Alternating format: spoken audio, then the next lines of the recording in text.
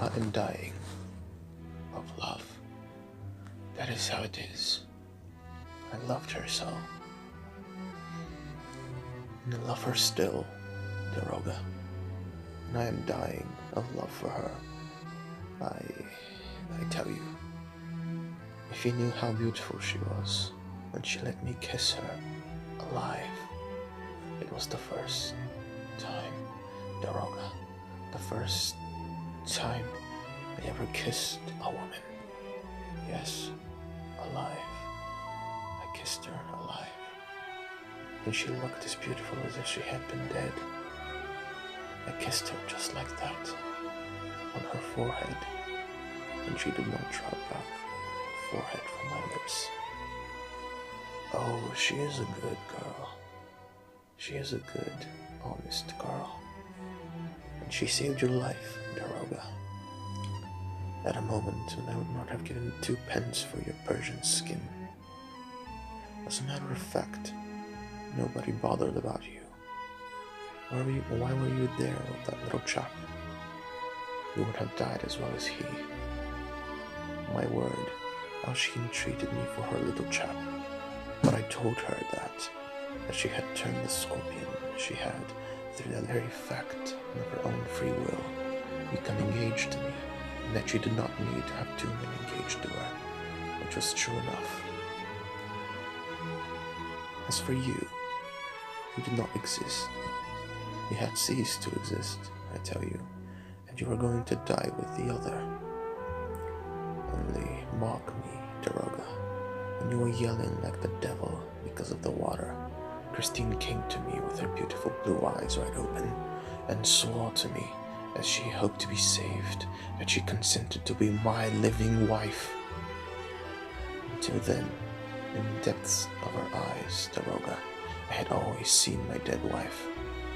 It was the first time I saw my living wife there. She was sincere, as she hoped to be saved. She would not kill herself. It was a bargain. It was understood that I was to take you both up to the surface of the earth. When, at last, I cleared the Louis Philippe room of you, I came back alone. You see, Daroga, I couldn't carry him up like that at once. He was a hostage, but I could not keep him in the house on the lake either, because of Christine. So I locked him up comfortably. I chained him up nicely. A whiff of the Mazenderan scent had left him as limp as a rag. In the communist's dungeon, which is in the most deserted and remote part of the opera, below the 5th cellar, where no one ever comes, and where no one ever hears you. And I come back to Christine. She was waiting for me. Yes, she was waiting for me, erect and alive, a real, living bride, as she hoped to be saved. And when I came forward, more timid than a little child, she did not run away. No, she stayed. She waited for me. I even believe, Daroga, that she put out her forehead a little, oh, not much, just a little, like a living bride. And I kissed her.